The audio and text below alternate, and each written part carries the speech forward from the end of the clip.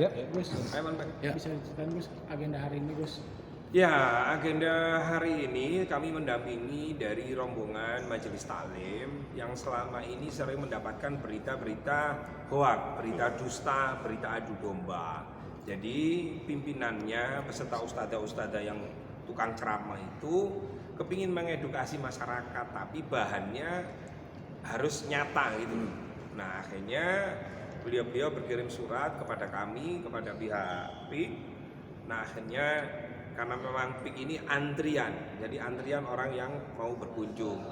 Nah, agendanya adalah ingin memastikan apakah pagar laut itu ada kaitan dengan PIK, dengan Pak Aguan, kan gitu kan. Nah, ternyata kan sudah terjawab. Dari awal sudah saya sampaikan di berbagai macam televisi, di catatan demokrasi, ILC, nggak ada kaitan pagar laut dengan PIK, nggak ada. Dan akhirnya terjawab sudah kan. Nah, seperti itu. Jadi berita-berita hoak yang menyebar ini memang membahayakan. Makanya ustadzah-ustadzah itu datang ke sini ingin melihat menara syariah, terus PSN yang lagi rame ditolak. Orang yang menolak PSN PIK itu karena nggak paham aja. Kalau dia paham pasti menerima, karena tanah PSN yang ditetapkan oleh Pak Jokowi melalui Perpres 2024 waktu itu zamannya Pak Jokowi dan Yai Ma'ruf itu tanahnya perhutani, tanahnya itu rawa-rawa, terbengkalai, nggak keurus, nggak kerawat. Nah, makanya negara hadir supaya tanah ini terawat, menggandeng swasta. Biayanya dari swasta, berapa biayanya? 40 triliun. Nah, di sana itu mangrove itu tinggal 91 hektar loh. Di lahan 1754 yang tanah PSN ya, bukan tanah PIK. Itu 91 hektar. Nah, itu ditarget, diwajibkan oleh pemerintah agar pihak pengembang, pengelola tropical coastline ini menjadi 514 hektar. Nah, itu api apa elek gitu loh. Mangrove 91 dijadikan, nanti di sana ada taman safari, pokoknya wisata hijau. Nah, paling penting nggak boleh bangun perumahan. Hei, orang-orang yang mengatakan bela rakyat itu yang apa? Pahami dulu, apa tanah PSN, mana tanah PIK. Kenapa kok dinamakan PSN PIK? Karena tanahnya, tanah perhutani ini deket sama PIK 2 itu deket, berhimpitan gitu loh. Nah, yang bangun proyeknya itu PIK. PIK juga bangun tol loh. Ya, terus di sana juga dibangun Taman Bhinneka. Taman Bhinneka itu yang katanya Mbak Alma itu dibangun tempat seluruh tempat peribadatan semua agama. Nah, Masjid Agung juga dibangun, tetapi dulu asalnya di lahan 5 hektar.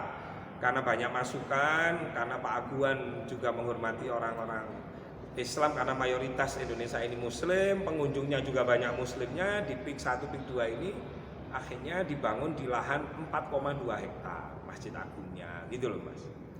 Gus, edukasi apa aja tadi yang diberikan?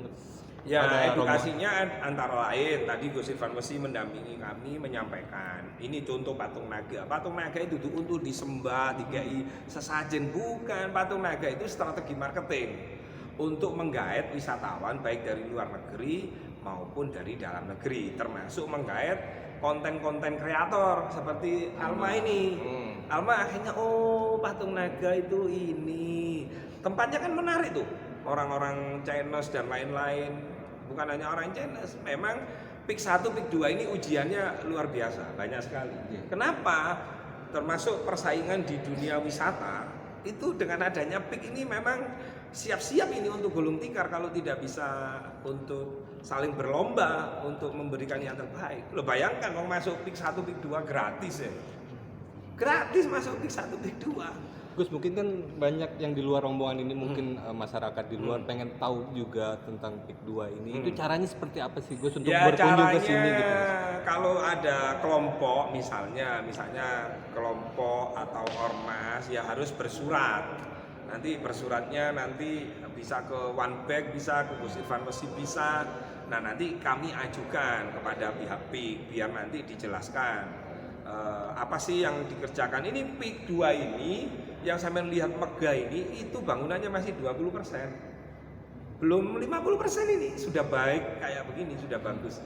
Ada Batavia, Belanda, ada Tokyo, ada Pasir Putih. Orang masuk Pasir Putih, masuk Aloha kan nggak bayar, bener nggak? Cuman parkir 5.000 gitu loh. Nah, tempat yang bagus ini dan menjadi tempat edukatif ini kita harus mendukung gitu loh. Kalau ada pengusaha baik itu harus mendukung. Masjid musola itu di catatan yang kami peroleh itu ada 24 masjid dan musola. Padahal bangunan PIK 2 masih 20%. Kalau ini 50%, kalau ini 100%, ya bisa-bisa masjid musola bisa 100 lebih gitu loh Mas. Nah yang seperti ini ya nggak apa-apa lah ya. Namanya orang ngedumel, orang memfitnah. Orang memfitnah itu satu karena memang bodoh. Nomor dua karena memang tidak tahu. Nomor tiga wes dikasih tahu ngeyel. Nah ini ahli neraka itu begitu. Bener.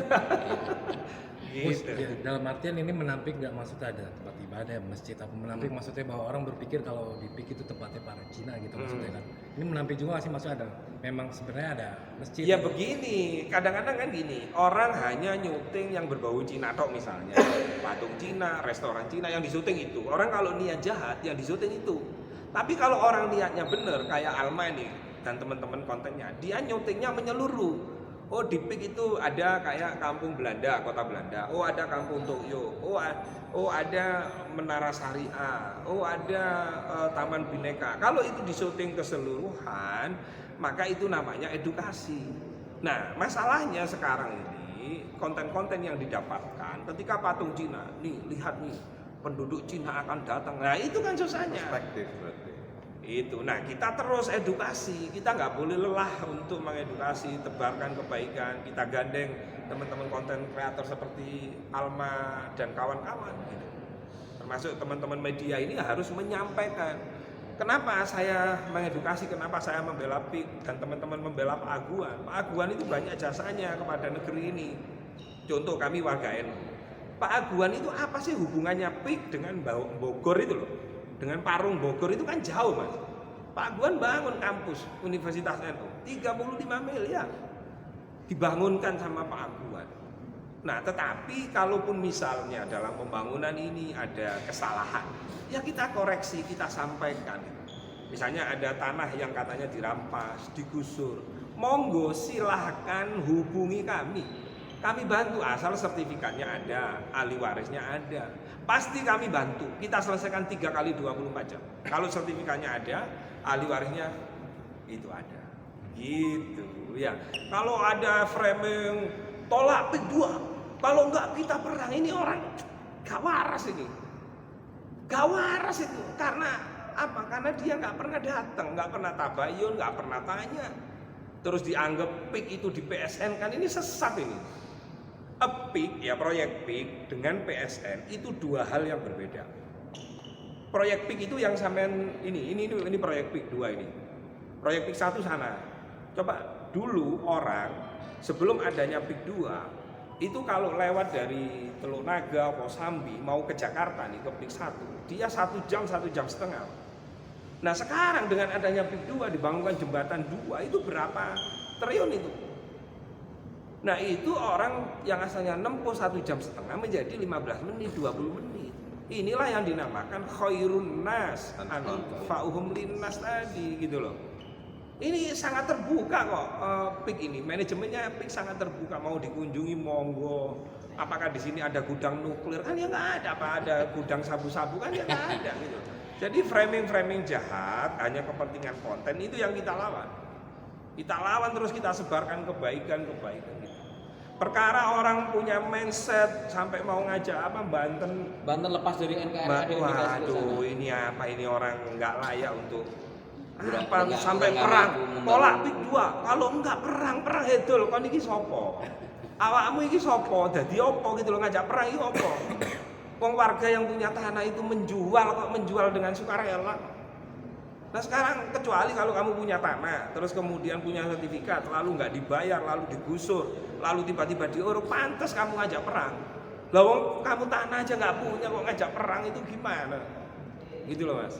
Aduh saya malas sebut namanya, malas karena nggak layak, itu nggak layak dibahas. itu biar urusannya Gus Ivan Mesides. Ini wawancaranya, ya, wawancaranya. Ini ya. Ngomong sopo tuh.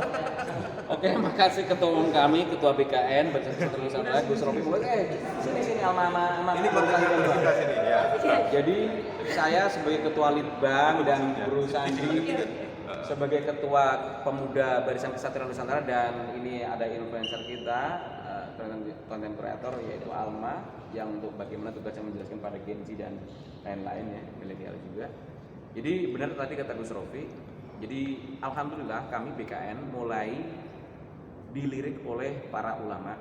Dan makanya tadi kan kumpulan para ustadzah ya. Kalau ulama-ulama kemarin sudah datang komunikasi dengan kami. Bahkan insya Allah dalam beberapa hari ini akan ada musyawarah nasional Majelis Ulama Nusantara. Kenapa mesti ini?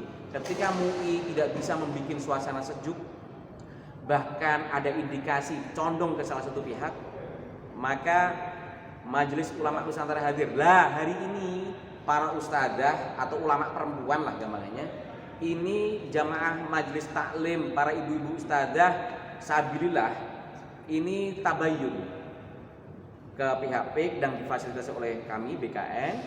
Ternyata framing-framing jahat tentang PIK, PSN PIK itu terbantahkan. Salah satunya gedung bangunan ini. Asal diketahui bersama bahwa PIK 2 bangunan pertama tertinggi itu adalah Menara Syariah yang diresmikan oleh wapres kita dulu, yaitu Kiai Haji Ma'ruf Amin, yang notabene-nya adalah mantan ketua umum MUI Pusat. Jadi framing-framing itu sebenarnya kita kikis pelan-pelan lah. Emang sulit mencerdaskan sebagian saudara-saudara kita di Indonesia karena minim literasi baca, dan Tionghoa itu udah ratusan tahun di framing jahat, di framing antek dan lain sebagainya. Makanya kami tidak bosan-bosan untuk menyerukan lewat salah satu bapak bangsa kita, yaitu Kiai Haji Abdurrahman Wahid, dengan Kepres nomor 6 tahun 2000, beliau mencabut larangan budaya adat istiadat Tionghoa yang selama Orde Baru itu dilarang ditampilkan secara umum.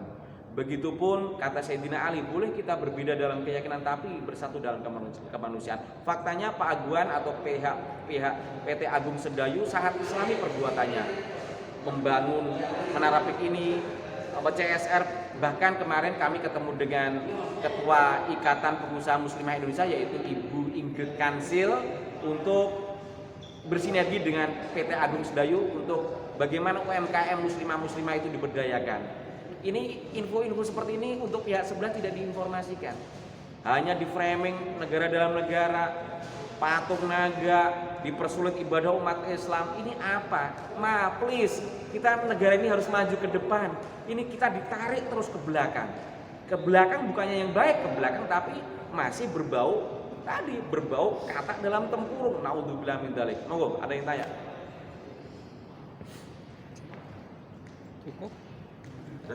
Berusaha ini mungkin menambahi?